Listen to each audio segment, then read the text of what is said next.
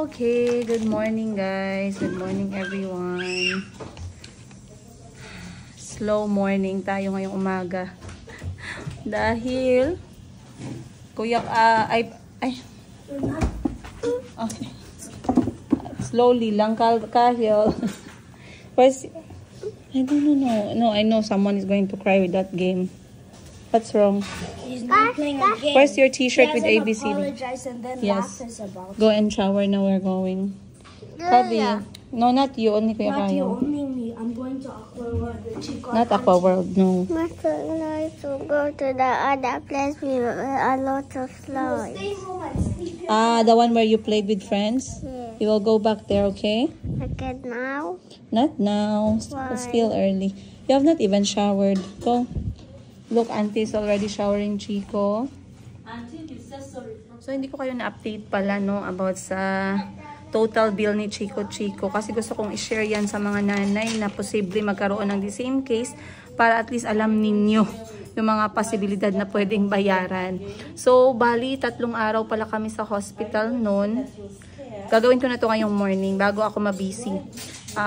Once again, 3 araw kaming nagstay sa hospital, as you can see sa ating mga previous vlog, dahil si Chico ay nagkaroon ng diarrhea at vomiting. Based sa kanyang lab test na ginawa nung first night namin, wala namang nakitang diferensya sa lahat ng kanyang lab test. Kasali ang blood test, x-ray, ang kanyang stool, at saka yung kanyang ihi. So, ginawa lahat yung test na yon, pero walang nakita yung doktor. Ang hospital namin na pinuntahan ay yung Dadyangas Medical Center. It's considered a private hospital dito sa General Santos City. At medyo may kamahalan siya, pero good news, meron silang ward. At dahil bago pa lang siya, wala masyadong tao. So, naasikaso kami ng maayos at malinis at merong space. So, sa 3 araw na yon, eto, hawak ko yung aming official receipt. Na actually, nag-expect ako ng medyo mataas na tulong, no, galing sa PhilHealth. Pero mababa lang yung binawas nila. Pero ang sabi kasi sa akin ng billing section is nakadepende daw sa medical case yung ibabawas ng PhilHealth. So, pakita ko lang sa inyo tong ano natin dito, ang ating mga charges. Ayan. Gusot-gusot pala to guys dahil naglabas ako ng galit nung nakita ko to. Hindi. Joke lang. Pero yan pala ang kanyang laman ng ating resibo. So makikita nyo dyan, meron tayong room charges. Sa 3 araw nagbayad kanyang binayaran ko talaga ang kanyang final charge. So dito naman yung kanyang description. So, etong room, dapat 3,300 siya ang total. Pero, nagkaroon kami ng discount sa ward. So, 2,640 pesos na lang. Then, yung pag-admit namin sa kanya, meron na yung bayad agad na 481 pesos. Ang billing naman, meron din silang fee na hinihingi, 202. Iba pa yung bayad, yan, billing department pala yan, 202. CSSR, hindi ko na alam yung 1903, ED 689, laboratory, lahat na to ng test niya. Meron tayong, baka test din yan, baka laboratory test din yan. Oh, okay. So, merong iba na binayaran ko na, pero ito pala yung kanyang mga presyohan. At ito naman ang binawas ng PhilHealth. Okay, so sa lahat ng aming total bill overall, kasali na yung pharmacy, kasali na yung kanyang lab test, overall yung total bill namin sa 3 araw, kasama na yung bayad sa doktor. So eto, 8,000 pesos ang bayad sa doktor sa 3 araw. Ang total namin ay 28,684.64 pesos. Naka-discount kami sa PhilHealth kasi dependent yung mga anak ko at nabayaran ko bago siya ng hospital yung PhilHealth namin for 6 months. So, ang natira kong binayaran ay 22,024 pesos and 64 cents. Okay. So, bali guys, yung talagang binayaran ko ng cash at out of pocket ay tumutotal ng 22,000 once again. Sa 3 araw, diarrhea at vomiting case ng isang 2 years old sa isang private hospital ward room. So, medyo mabigat din siya kasi Syempre, sayang din yung 22,000 pesos na yun. At merong mga nag-comment nga pala sa inyo, dapat dinoobliga ko yung tatay ng mga bata para magbayad kasi anak niya din. Anong gagawin mo pag hindi nagbigay? For me, ang ginawa ko, lahat ng mga resibo, lahat ng mga ginastos sa hospital, at lahat ng mga official billing statement ay in-scan ko at sinend ko sa kanya lahat para merong record. Like I said, I wanted na merong record both sides para hindi niya maisip na nag-drawing lang ako sa rainbow. When the time comes na alam niya kung ano yung pagkukulang niya. Makikita niya kasi meron tayong mga resibo at black and white print. So sabi ko sa kanya, I'm laying low. I'm going low na sa fund kasi nga sunod-sunod din yung gastos ko nung nasa hospital kami. Nagsabi naman siya na tutulong siya pero hanggang ngayon hindi pa. So, umaasa at nagpe-pray ako pero hindi masyado. Hindi ako nagpo-focus doon. Ang importante magaling na yung anak ko at nasa bahay na kami. So, ang gagawin ko, magtatrabaho na lang ako ng more para at least mabawi natin yung ating nagastos. And sayang din kasi yan, pang capital pa yan guys para sa mga anak ko plus mga anak pa ako soon. Like I said, kinakausap ko naman yung tatay, sinisend ko sa kanya lahat yung gastos, mga resibo, pero hanggang ngayon wala pa. So hanggang sa wala pa, wala tayong magagawa at maghandusay at sumigaw dahil hindi nagagawa yung isang bagay na hindi naman natin control. Yahoo! Alright? Other than this, titingnan natin mamaya paano mangyayari sa araw na to. Kasi ngayon ay dadalhin ko si Kuya Kahil sa dentist at i-update ko din kayo kung makakalipad ba talaga siya pabalik ng Thailand or hindi. Sana naman kasi absent na siya eh. So, tingnan natin mamaya. Okay, another thing na na-process namin kahapon sa ating last episode ay etong kanyang RCBC bank account para kay Kuya Kahil. So alam ko marami yung magtatanong o nagtatanong kung paano at magkano. Dahil ang mga bangko minsan wala silang offer na kids savers or kung meron man mahal. So ang nakita kong pinakamura ay RCBC Bank Go Savers. These are for kids. I believe 21 years old, 21 years old and below, or 20 years old and below. So, pag student ka, pwede kang kumuha nito. And also, I only paid 100 pesos for opening this bank account. Hindi naman siya bayad eh, para siyang tawag nito, maintaining balance niya, 100 pesos. Other than that, meron silang pinovide na bank book and ATM card. Pero yung ATM card niya ay darating sa 2 weeks pa. So, marireceive ko yung message kung ready na siya pick upin. Basically, yung tatlong magkakapatid, si Kuya Kahil, Kulit Kulot at Chico Chico, ay may kanya-kanya ng RCBC Active Bank Account. So, eto din ay natapos na. Tingnan natin naman kung ano yung mga matatapos ko sa listahan today.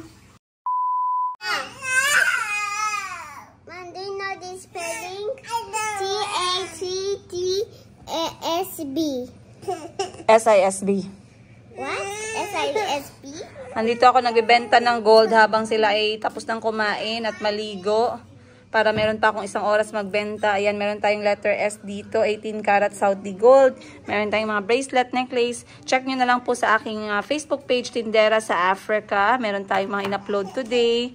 And sana meron kayong mapili dyan. Magaganda ang mga bago natin guys. Meron tayong triple cross na bracelet. Meron tayong mga Tiffany heart necklace at marami pang iba. Ay, nako. Auntie, help me. You were saying what? You were what? Ugly? You were saying you're ugly? No, I saw you looking at the mirror. You said something. No, just mosquito bite. It will go in 2 days.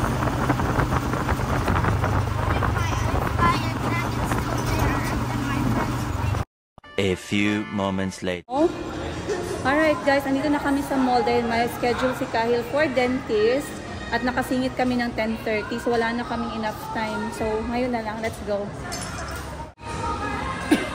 That's their song but I'm not sure if I will be copyrighted because it's SM. So, mag-aantay kami na tawagin siya kasi 10:30 ang kanyang appointment for cleaning, polishing, and fluoride. Ginagawa ko to kasi ilang beses ko niremind yung tatay niya at sobrang busy talaga niya lagi sa school tsaka sa training ng soccer. They don't find time na pumunta sa dentist at mag-antay doon, magpalinis and everything. Pero sabi ko sa kanya, asikasuhin niya yung braces ng bata. So hopefully, pag nasa Thailand na si Kuya Kahil, maybe at the age of 11 or 12, makapag-start siya ng braces para maayos yung ngipin niya habang bata pa. So, ako pa rin guys, no? Ako pa rin yung nandito. Ganyan tayo ka-hands-on. Kaya pa rin naman. Kasi I want to spend this day with Kuya din and eat with him outside. Dahil ayan, mababalik na naman yung feeling ko na maghihiwalay na naman kami guys. Alam nyo naman yung nangyari, napalpak. And then ngayon, magbababay na naman tayo ulit. So mamaya, sasabihan ko kayo anong nangyari sa Philippine Airlines para alam ninyo, abangan ninyo guys yung aking i-share sa inyo. Kasi may matututunan din kayo dito. This time, about Philippine Airlines, ano ang ginawa nila for us, ano yung kanilang kinover, ano yung binayaran, and kung makakalipad ba talaga siya bukas. So yeah, see you today! Ayun guys, natapos din pala si, ayan, kati ng aking bunganga.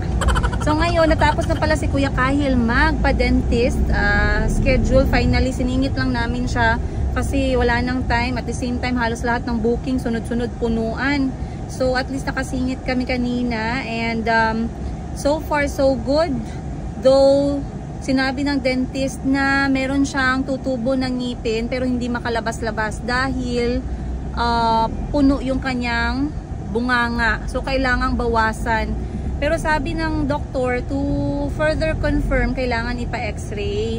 So all this, lahat ng resulta ng kanyang dental ay sinubmit ko sa kanyang tatay. Kasi pag mga dental, education, mga medical, ano pa ba, yung mga extra classes, yung mga ganyan na mga gastusan, sa tatay niya yan lahat. Yung akin is yung mga leisure, entertainment, kapag nasa akin siya. So far so good naman. Sabi niya sa akin is kung kailangan daw mag-braces ni Kahil, he will find out sa x-ray. So sabi ko, ipapa-x-ray ko na ba siya dito? Tapos dadalhin niya lang yung record sa Thailand. Sabi ng tatay, doon na lang daw sa Thailand kasi para isang dentist lang or isang tinginan na lang siya. Other than that, ano pa ba yung sabi ng dentist? Wala namang problema sa ngipin niya. Though yung molars ni Kuya Kahil at his age 10, ay kailangan ng ipapasta dahil meron siyang mga cavities. Tinuruan din siya ng dentist paano mag-toothbrush para hindi mabuo yung tartar. So very good na dinala ko siya on time kasi meron ng tartar build up sa kanyang ngipin na hindi nakukuha ng toothbrush. So lahat yan very successful. Nagawa ko na ngayong araw and then pinahatid ko na rin siya sa bahay para naman makapagpahinga siya. Mamaya babalikan ko siya to spend time with his cousins. Ayun, ngayon tuloy yung araw ko kaya naku, huwag niyo pa akong iwan guys. Medyo mataas-taas pa yung labanan natin ngayong araw. Dami ko pang gagawin talaga guys para sa tindahan, para sa bahay, para sa sarili ko. May time ka pa pala sa sarili mo. Eternity later. Alright guys. Nagpahinga muna ako sa aking pagkananay. Eto at ako na may naging dakilang kapatid. Dahil gabi ako magpasipsip guys, 1 year ahead. 1 year ako magpasipsip, tapos yung binigay sa akin water bottle. Pero ngayon kasi yung ate ko na eldest, bumibili siya ng gamit para sa kanyang munting bahay kubo. I-share ko sa inyo yung video namin ng bahay kubo din later. Hindi ko alam saan ko ipapasok, pero meron akong pumunta kami doon and we are very happy to see the kubo na investment ng aking ate dahil yun ang kanyang pangarap talaga. Investment ngayon para sa kanyang peace of mind. So ngayon, eto ang aming eldest na lamang lang sa akin ng mga 3 paligo ngayong buwan. Bawi lang ako pagkatapos ng breastfeeding journey. So bumibili siya ng mga gamit sa kubo. Sabi ko sa kanya, mag-focus na lang kami sa mustard para mag-pop yung color from the wood. And then bumili kami ng sheer curtain kasi gusto niya dramatic yung effect, lipad-lipad effect, ayan. Yung effect na parang Korea. Yeah. Yung akala mo kung makalipad in love, pero mga single kami guys. Ayan. And then, eto nakita din namin ang minimalist na curtain tali, which is only 85 pesos. So far so good. Marami na kaming nabili. Maganda na yung kubo ni ate mamaya. And then ang aking for my daily fee, mga 5,000 pesos yung daily fee ko. So mamaya maningil ako sa kanya. Kasi hindi pwede. Wala nang, ano ngayon guys, wala nang free, walang thank you services ngayon. Lalo na sa akin. Gipit ako. Gipit. Salamin.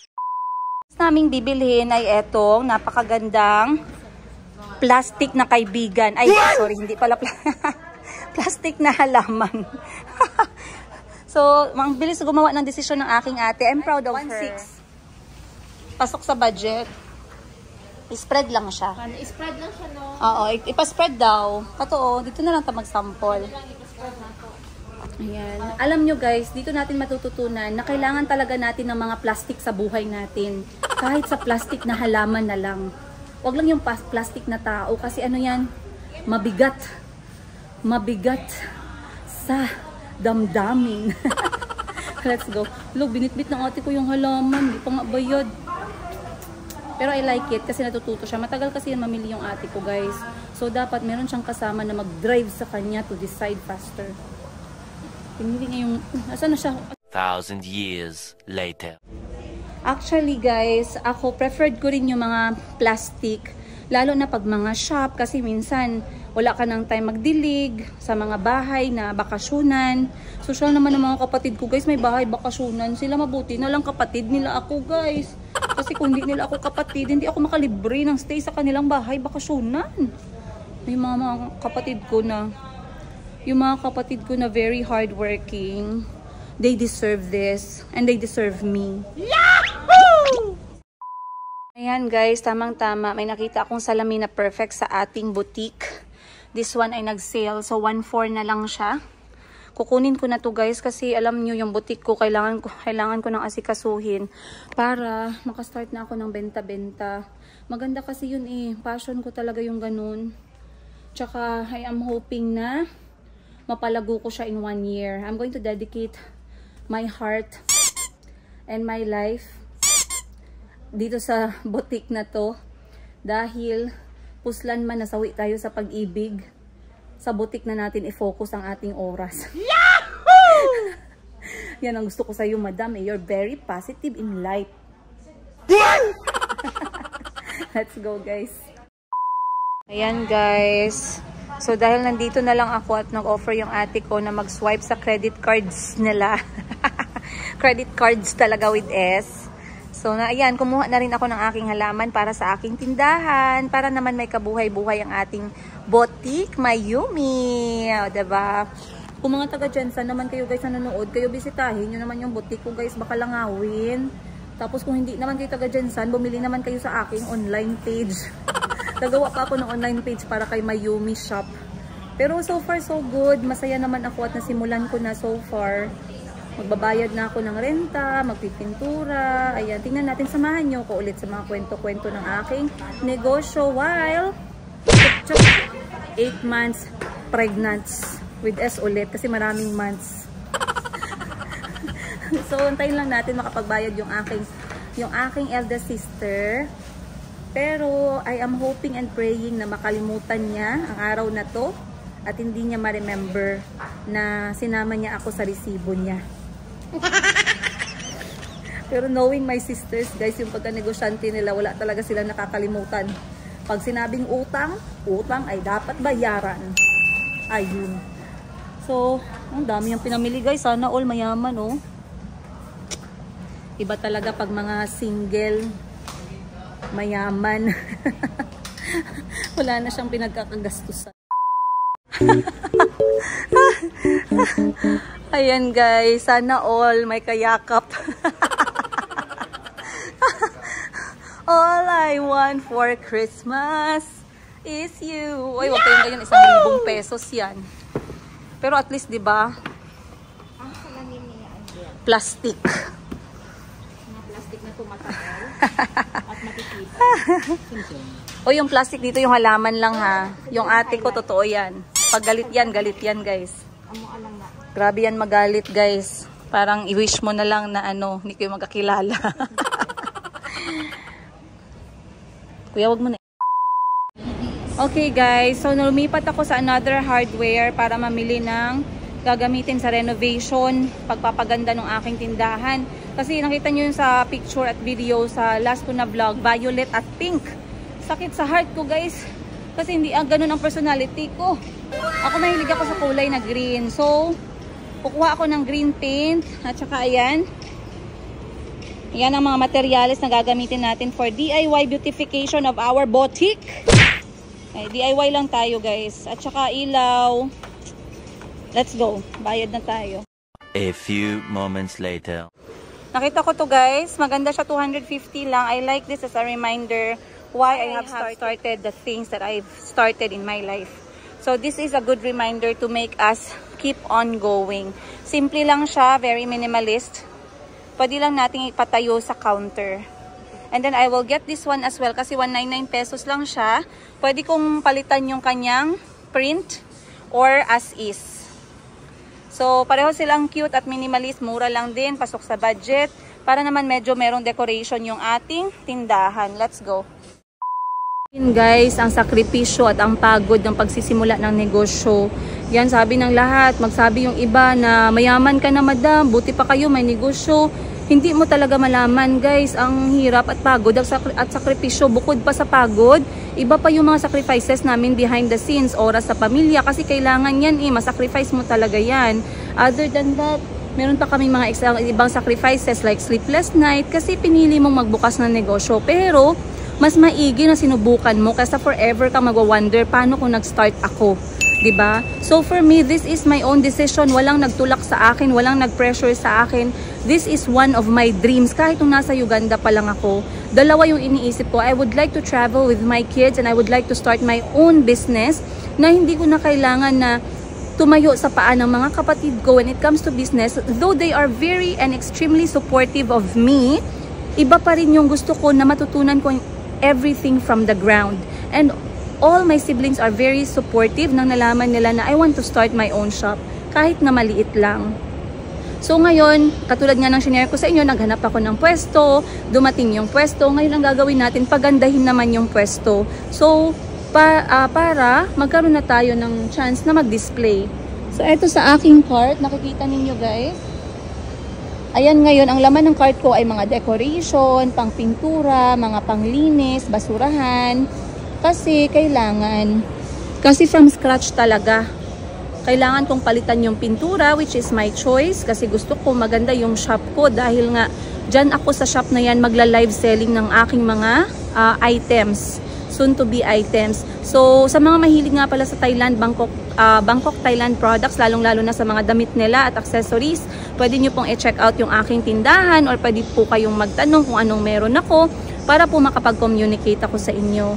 Pwede din akong at least mag-meet and greet dyan kung merong mga pupunta. Hindi na kailangang mag-meet sa city or alam nyo yun, anytime pwede silang pumasok kasi ako talaga yung uupo. For the first few months maybe, or tingnan natin kung gaano ka-busy after ng aking panganganak. Pero maraming salamat sa pagsuporta ninyo. Hindi lamang sa video-video ko guys, kwento-kwento, kundi pati na rin sa aking pagnenegosyo. Grabe talaga, extreme support. Meron din tayong mga viewers na sobra ang pagmamahal sa mga anak ko.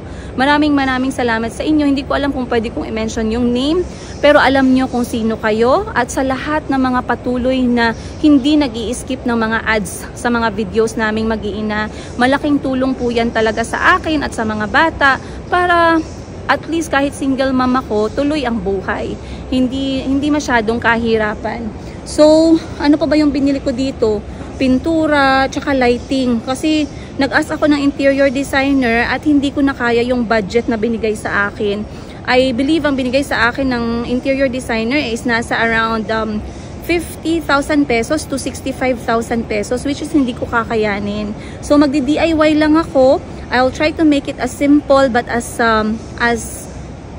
simple but as elegant as I could be. Not very elegant, pero at least fun and decent and clean space para maging tindahan ko. Total, yun naman talaga yung personality ko eh. Ayoko naman maging elegant. Right now, it's already 4 p.m., 4:30 p.m. And meron na kaming schedule na dinner together with family. So tapusin ko na to. And then, yeah, that's it for my day ngayong araw. Maraming salamat again you guys sa pagsama sa akin for this another episode. Sana meron kayong natutunan, sana meron kayong nakuha, sana na-inspire ko kayo, at sana na-entertain ko kayo kahit papano. So, much thanks again you guys. I'll see you on the next episode. Much love from the Yigas Ka Boom.